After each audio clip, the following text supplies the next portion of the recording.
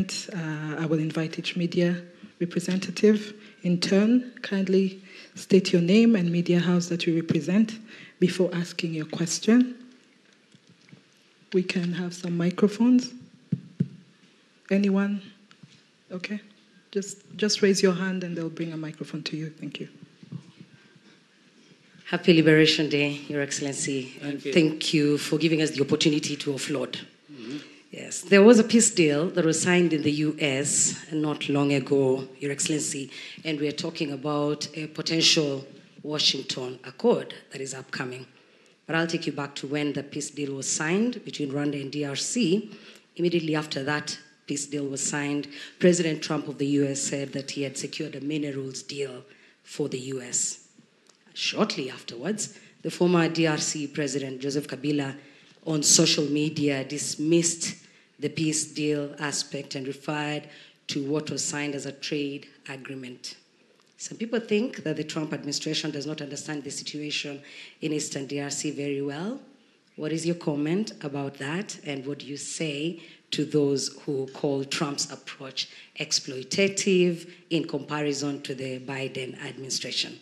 That's the question, Your Excellency. My name is Jackie Lumbasi. I host The Real Talk on RTV. Good. Well,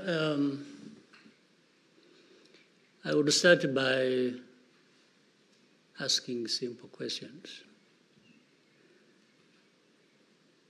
Before the deal brokered by the United States in the Trump administration, whatever name you may want to give it, what did other administrations, whether in the United States or Europe or anywhere else,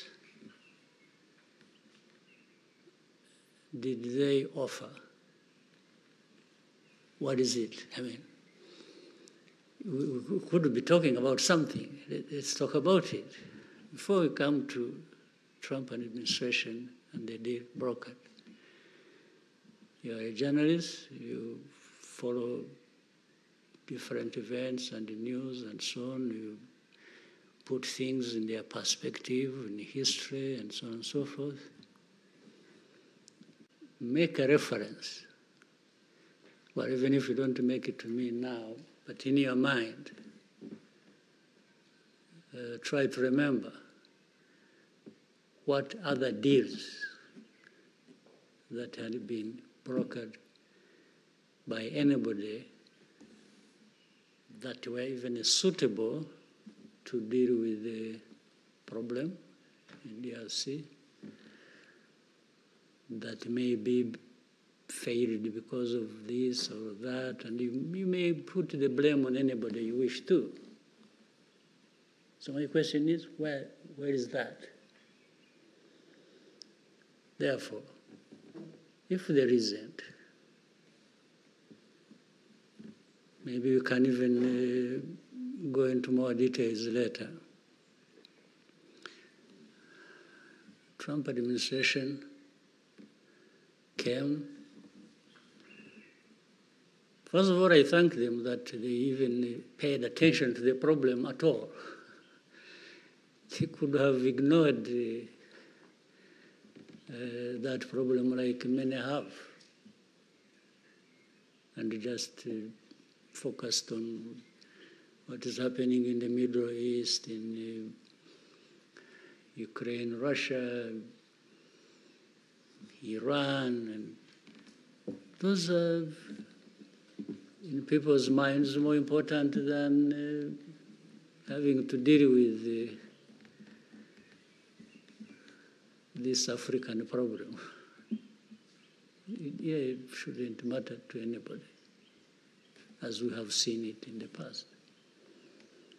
So, but they took time.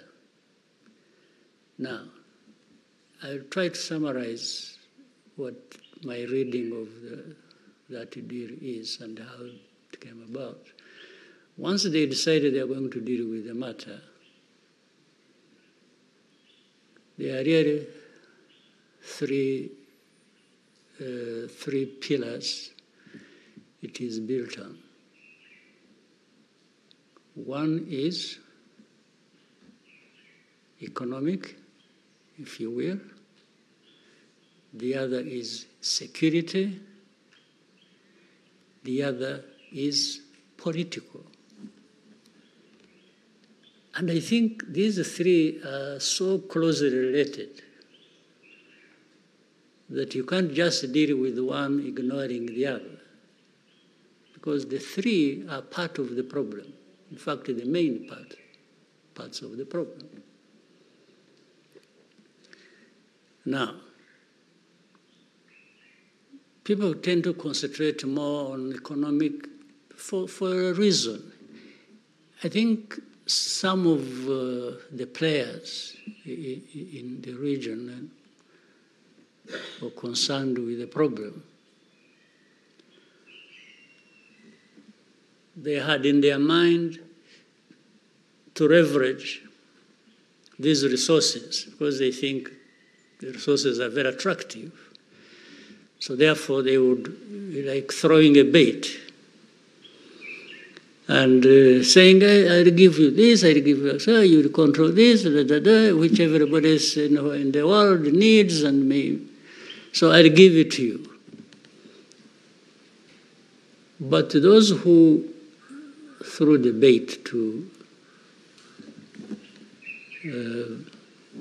those who would help in the problem, we're really not looking for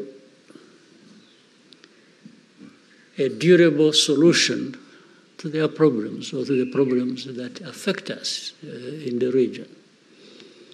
They just wanted to have an advantage over adversaries and give a sweetener to, people to say, we'll give you this, please help us deal with M23 and FCM23 or Rwanda as it is perceived, or our enemies.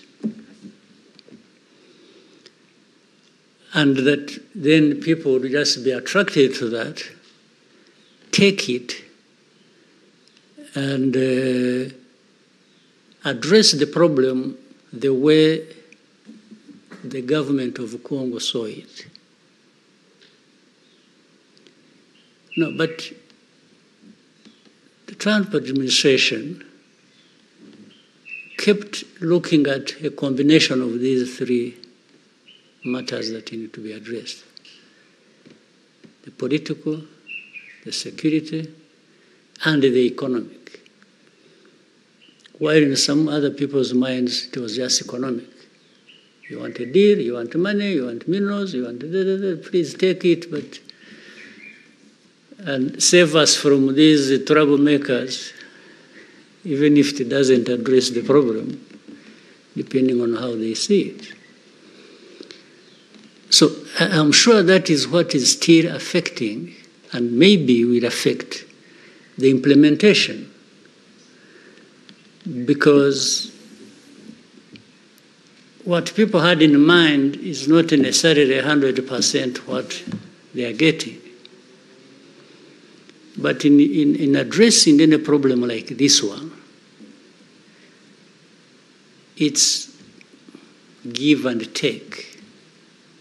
You don't get 100% what you want, because there are many parties concerned with the problem. Each one maybe gets a piece of what they wanted, another gets a piece of what they wanted, and together stability comes out of it.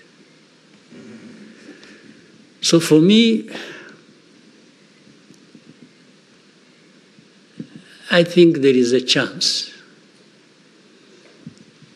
that we may get somewhere with that. And why I asked the previous question, the other question about the previous handling, the different administrations handled this matter, it was like actually there was less caring for how to deal with this matter than we have now. Because for them, it will just be M23, sanctions, Rwanda, and that's it. But how do you handle things like this and expect? I don't think they have even learned from history. In fact, it is the same people also who failed in those years that, and now because we talk to many of them, it's like, yeah, but what do you think about this Trump thing? You know, we see, but... And it's like they don't even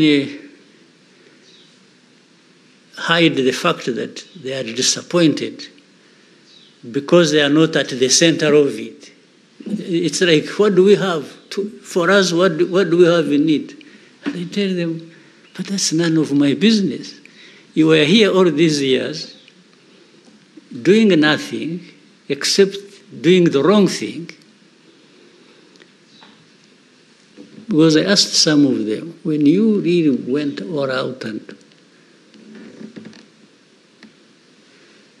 were sanctioning Rwanda, sanctioning M23, praising the other side, and then vague about FDLR, and, what did you really think you were doing that would address the problem? So why would you be asking me anything? You should have asked me that time. You did, I explained to you, you didn't listen to me. You decided to do things the way you wanted because you thought... And in fact, I also don't stop reminding them that actually they are part of the problem. The main part of the problem of this Congo situation is external, in actual fact. Look at the UN presence in Congo. How many years has it been there now? So, and I keep asking people, you sat long ago and decided to create this mission. You did. But it's a couple of decades it's been there. You never take stock of what you achieved, what you are doing there. But you keep running with the machine, keeps going. Second, coupled with that, if you look at, you have heard of something called the group of experts who tell the stories of what's happening on the ground, who are supposed to guide some of the actions and so on and so forth. The expertise they provide, the reports they write, actually do not have anything to do with the situation itself. These reports were written long ago, when they were being given the mission. So they just come to make sure that everything conforms to that as of origin. Because that's why you always find it's all others guilty in this situation of different things, except the actual perpetrators. You will never find they write anything comprehensively about FDLR. You'll never find they write anything comprehensively about how government institutions are connected with FDLR in spreading hate ideology, genocide ideology. things that are done in broad daylight for everybody to see. So you wonder how experts cannot see that. But all the reports, 75%, it's blame on AFCM23 and Rwanda. And they're always tight because there's a Rwanda-backed M23. You will tell me in your research if you ever saw anywhere DRC-backed FDLR. You will never. So the narrative is already written. They just come here to make sure things are adjusted to suit what they want. They talk about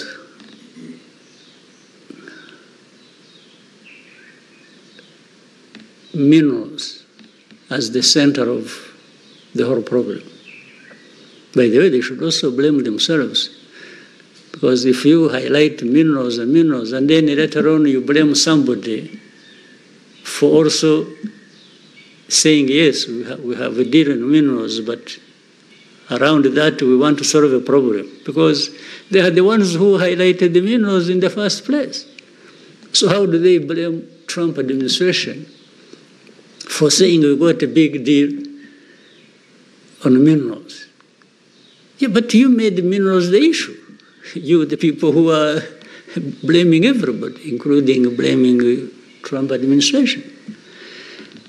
But the way they used that, it was like Rwanda is just in Congo doing whatever, supporting M23, or even the existence of M23 is about minerals, according to them. So they keep playing, even overplaying this narrative.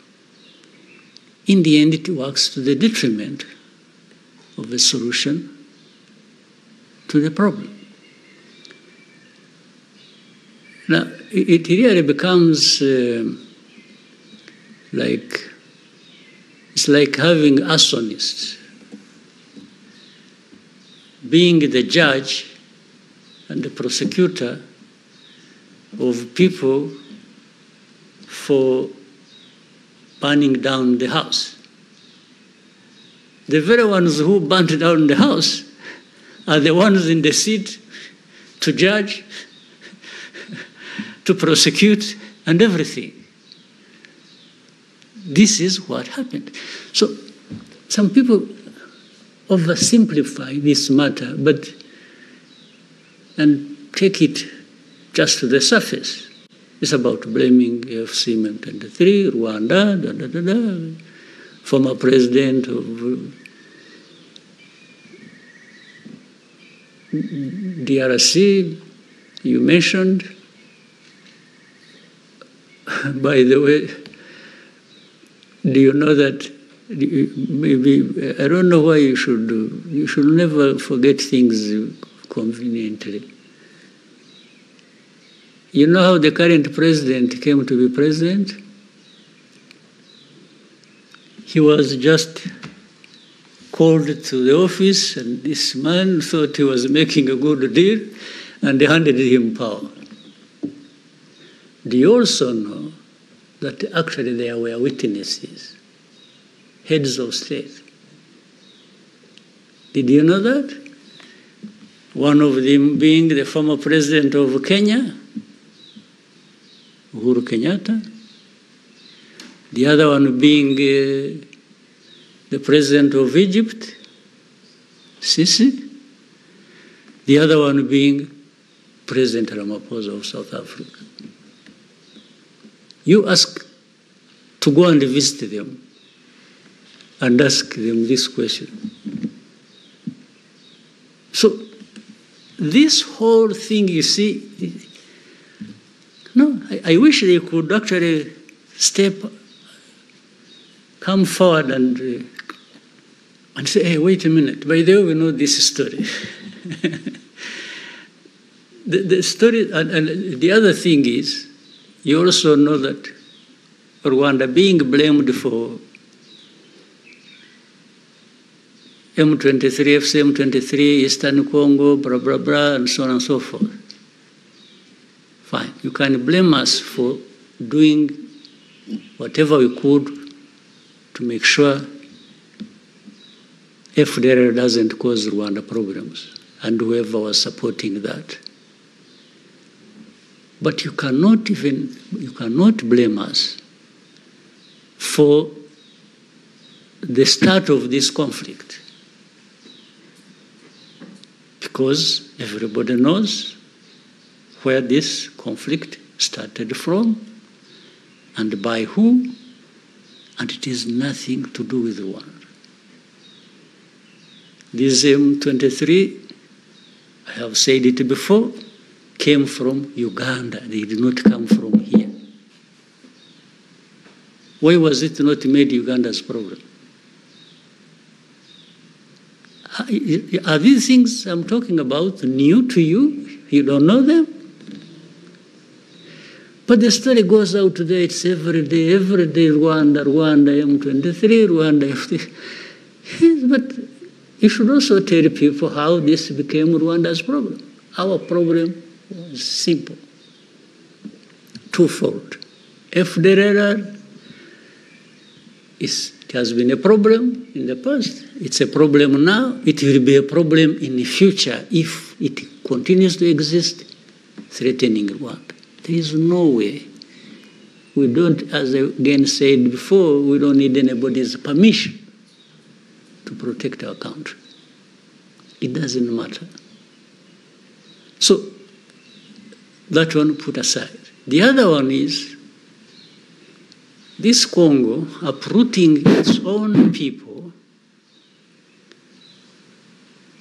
from their ancestral homes and from wherever, and Rwanda has nothing to do with how Kinyarwanda speaking people went to Congo.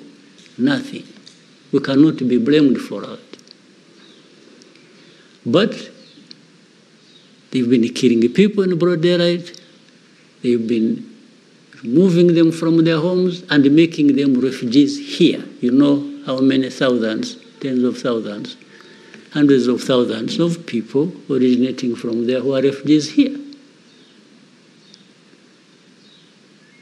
So the fact that we are hosting these people, the fact that we are saying we can't accept FDLR, is it a problem that Rwanda should be blamed for? Is it a complicated problem that groups of experts cannot see? So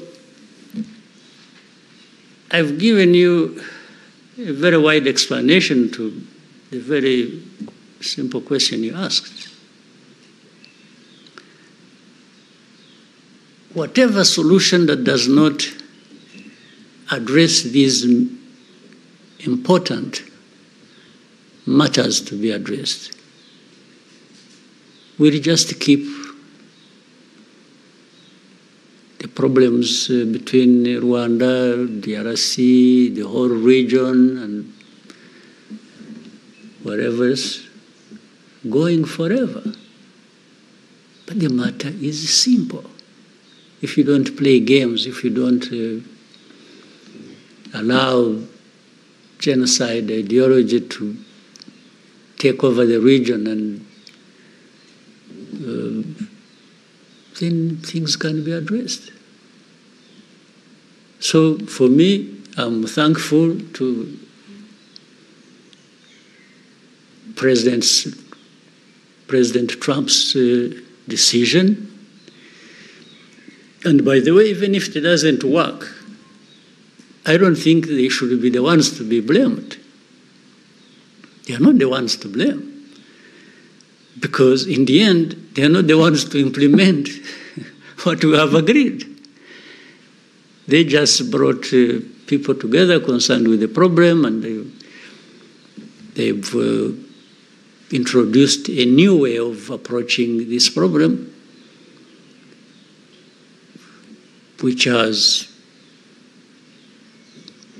not been forthcoming from others. And so here, it's our job, it's our task for us in the region to implement that, or DRC or Rwanda to implement their part of the bargain in the agreement. But of course, it helps if United States administration remains close by to follow up and says to people, well, you said you would do this, what happened? They have some leverage over the matter. So I think I have, I did it so broadly to preempt other questions related coming. Yes, okay. Thank you. So we could have light, and then we'll come this way. There's another mic. Thank you, Mr. President, for having us. Thank you, sir. I have a question with two parts. The first part is the deal between Rwanda and DRC about joint security measures and removing FDLR. What is the promises have you received to achieve this? And then the second part is what steps will Rwanda take if the FDLR is not removing? Yeah, let me add something, but I'll come to it, your question, which by the way, the deal we reached in Washington, D.C. does not stand in isolation. That one was mainly between Rwanda and DRC. Equally important, there is another deal ongoing that concerns the internal groups of Congo, FC, M23, and the government, and maybe I don't know where else they will involve, that is being discussed and brokered in and by Qatar, the state of Qatar. You remember the story when I met with President Tshisekedi in Qatar, in Doha, and it originates from there. So these are two sides of really the same coin. So internal matters, so that, and the reason was to avoid the confusion that had been created over years and which nobody was addressing. Congo was always trying to make this problem only a problem between Rwanda and DRC. But there is a bigger component that is DRC's problem, not anything to do with Rwanda. So that's why, in fact, that Qatar effort will look at it broadly between AFCM23 and DRC, in my view, and maybe by extension, because that is the political side now. I said three things: political, economic, and security. So the political is actually mainly internal, so that it doesn't continue to produce these problems that where you deny people their citizenship, or like the other side, you hand over power to somebody and runs with it, and later on, last time we had elections, so-called, but no elections really happened. It was just a continuation of the thing that was handed to the man, and he just keeps running with it. but that's another story. So, and I'm reminded by what you just brought up. As I said, we reached an agreement in Washington, D.C., but it is not up to Washington to implement it. It's those who reach the agreement there to actually be the ones to implement what they agreed. And we have also seen in the whole history of this matter that people really don't necessarily do things according to what they agreed they are going to do. That's a lesson we have learned over many years.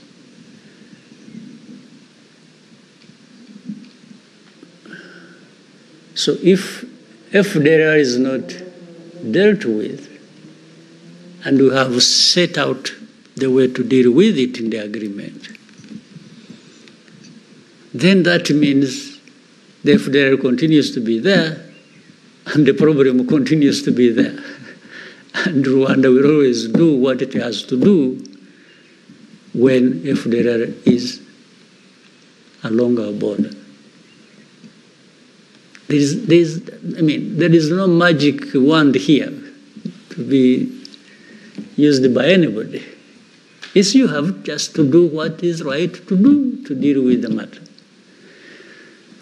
So for us, we have this obligation, and we have laid our case, and out of that, we have agreed to do a number of things to deal with, and do it together with others, and we will do that. You will never find Rwanda at fault with implementing what we have agreed to do. You'll never. But if the side we are working with plays tricks and takes us back to the problem, then we deal with the problem like you have been dealing with it. There are no two ways about it. But we are serious, we are honest, we look forward to implementing what we agreed to do and to eliminate the problem. Thank you. Since Maurice has a microphone, we'll agenda next. Murakoze nyakubahwa Perezida wa Repubulika, nitwa Ufitine Maremi Maurice, ndi umunyamakuru wa RBA. Mu kiganiro n'abanyamakuru cyo kuwa 9 Mutarama, mwaragize muti iki kibazo cyakabaye cyarakemutse kera iyo abantu bakirebera mu mizi yacyo batagiye gucengacengana. Ni ku ruhe rwego mubona aya masezerano ya Washington areba ikibazo agihereye mu mizi, ese muyafitiye ikizere kingana gute? Murakoze. Yabona bisobanuye no bona bivuze mu Cyongereza mbere. Amasezerano yarahari. Mu masezerano hari ibyo aba yashinzwe bemera gukora buri umwe ku giti cye cyangwa se gukorana hamwe.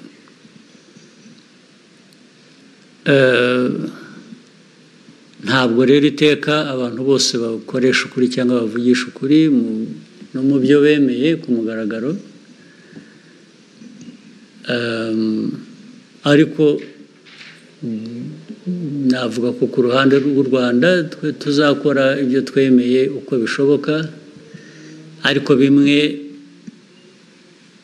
bihera ku by'abandi bakora nabo twemeranyije.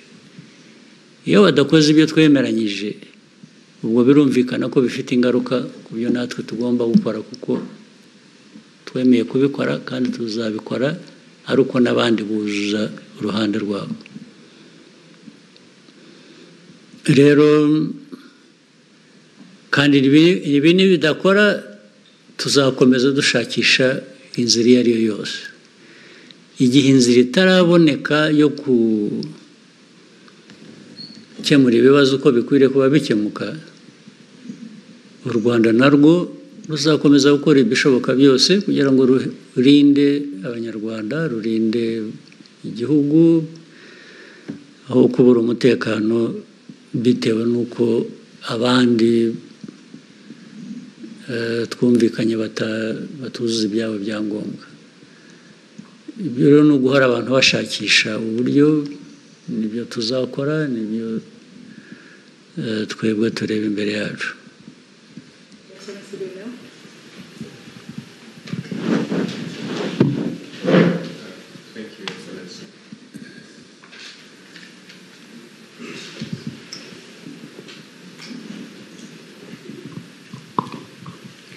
Thank you, Mr. President. My name is Lionel Ditavidier. I work for the Pan-African Review. Since we are on the topic of Congo, in 2012, during Umushikirano, you gave a speech in which you criticized powerful countries, mainly Western powers, for scapegoating Rwanda, imposing sanctions in an attempt to reshape our region to their liking. You even mentioned that they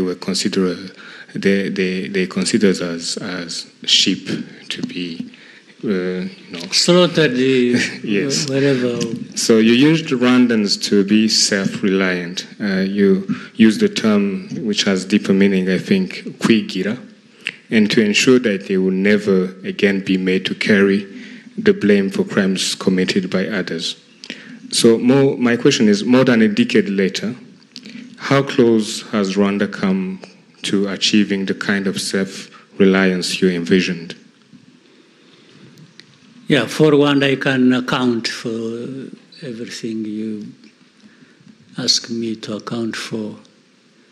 What I can't account for is what others have been doing, because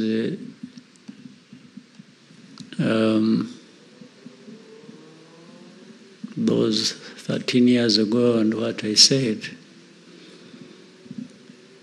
Rwanda has constantly been changing. But those powerful countries and how they see us, or maybe see other Africans, has really not changed. It's the same story, and it is what I've just been talking about. They still don't care. Not only do they not care, they actually want to stop you caring for yourself. That's the biggest problem. But for Rwanda, the progress we have made, and especially of taking care of ourselves, I mean, the story speaks for itself. Do you know that, by the way, with Eastern Congo, just before the fall of Goma and Bukavu and other parts, what had been assembled by government and those they called their allies and so on and so forth, assembled in numbers of people, men and women, assembled in weaponry, assembled in terms of mobilizing even support of other countries politically, support that, you would not believe it. But what happened, and you know it, and you saw it. It was Rwanda saying it won't happen here again. That just doesn't come anyhow. You have to have made progress on many fronts to be able to stand for yourself and respond to all the things that are brought your way to destroy you. So I think that story may speak for itself for many years. If we hadn't been building the unity of purpose, the strength to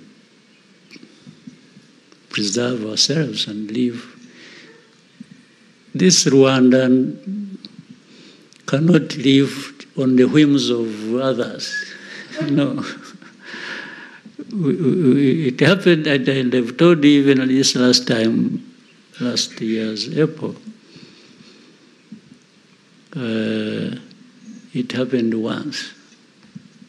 It will never happen again. Once was too many times. For the second one, somebody else will pay for it. They will be the ones to go. They will be the ones to perish, not Rwanda again. That one, take it from, I have repeated it. It's not bragging, it's not, it's an act of survival. We don't owe our living to anyone.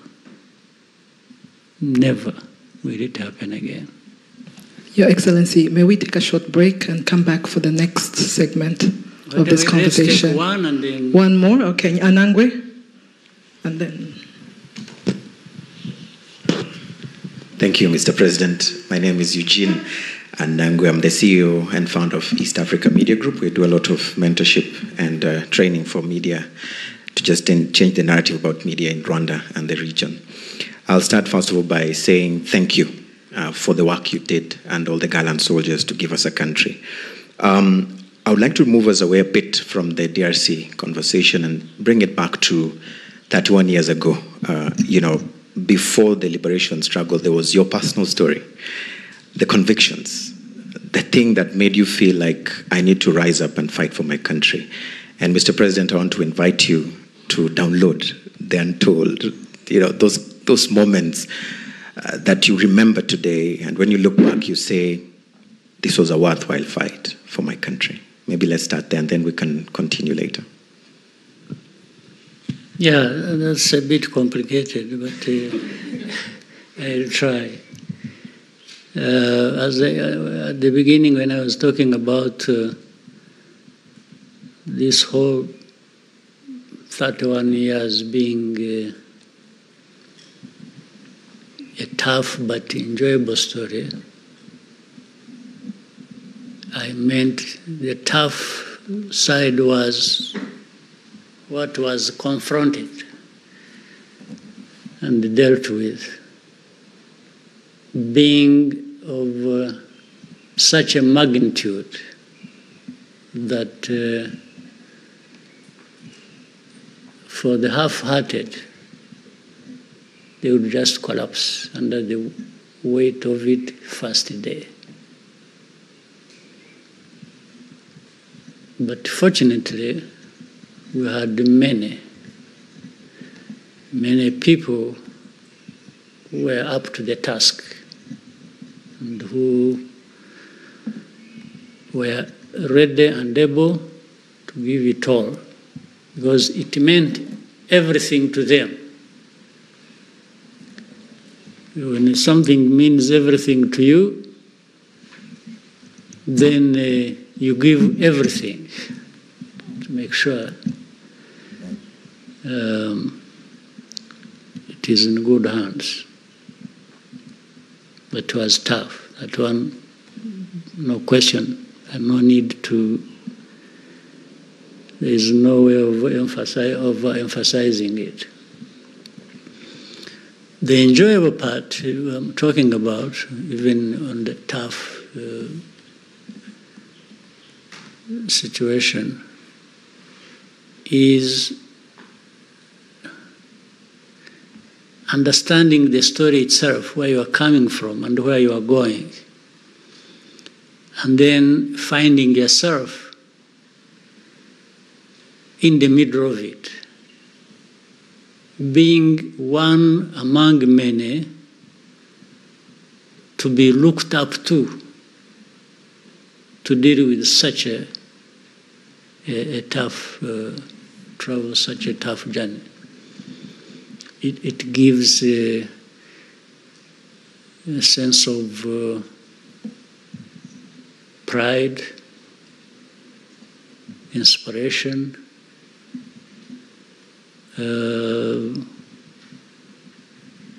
really something that is worth being associated with. And when you are there, but also you approach it with a sense that it doesn't end there. The story doesn't end there. What comes out in the end must reflect that difference between what you really fought against and what you are creating. They have to be different. You can't fight against a bad thing and end up with a bad thing yourself, because it would be such a waste of life, even in personal terms. So, for me, personal, there are things I can explain, there are other things I can't explain. I cannot explain why in a situation like this that we can explain how, even if you explain the magnitude of it, and those many people I talked about who were ready to give all they had, and they did, many of them are no longer with us. But their names, their stories live on. Their bravery lives with us. But at the same time, I cannot explain why in that whole journey, one is no longer with us and the others are still with us. Yet all of us were exposed to the same danger. I don't think those who are still lucky like me to still be alive, I cannot account for why I'm still alive.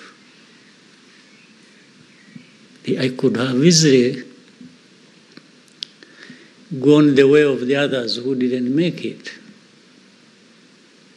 Therefore, it can't be, there is no one who can get praised for still being alive, because it has nothing to do with you. It just happened. Not because you are smarter or more brave, or no. Just so that one I can't account for, I can't explain. I can only explain what I do when I'm there. And in fact, some of those who sacrificed are no longer alive.